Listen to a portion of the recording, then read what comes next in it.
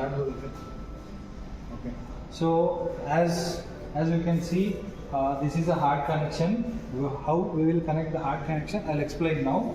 You can see this is one cabinet. Okay. So this is one box. Okay, aluminum cabinet.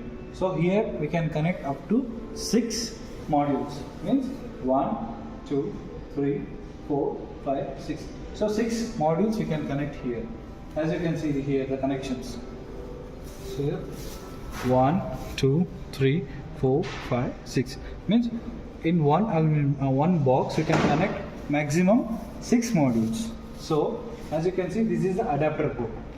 Okay, this is the adapter board, and coming to this is the receiver card. So where we have to connect backside of the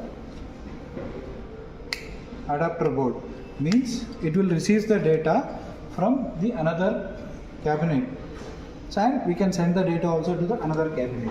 So this is the receiving and sending the data from one cabinet box to another cabinet box. So this is a one module. This is one module. Okay. So you can see here one arrow mark is there. So arrow mark is showing upside, right? So we have to connect the upside, and this is the connector where we have to connect. You can see now I will connect here.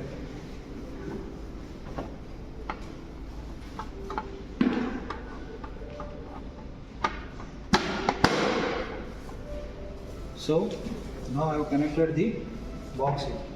So like this we have to connect 1, 2, 3, 4, 5, 6 modules. Then it will complete one cabinet. That's it. So as you can see, this is the X16 control box. Okay. So means up to we can connect 16 connectors. I mean 16 LAN connectors. You can see here we have connected a 16 Cat6 cables. That means you can see we have connected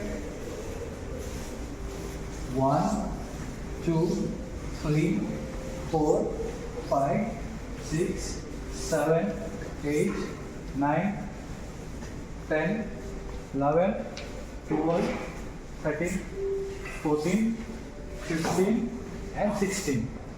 Means 16 we have connected like this. So we got a Cat6 cable from there to this line. Okay. So we have connected to one receiver, and through this we are connecting serial connection. You can see like this. We have connected.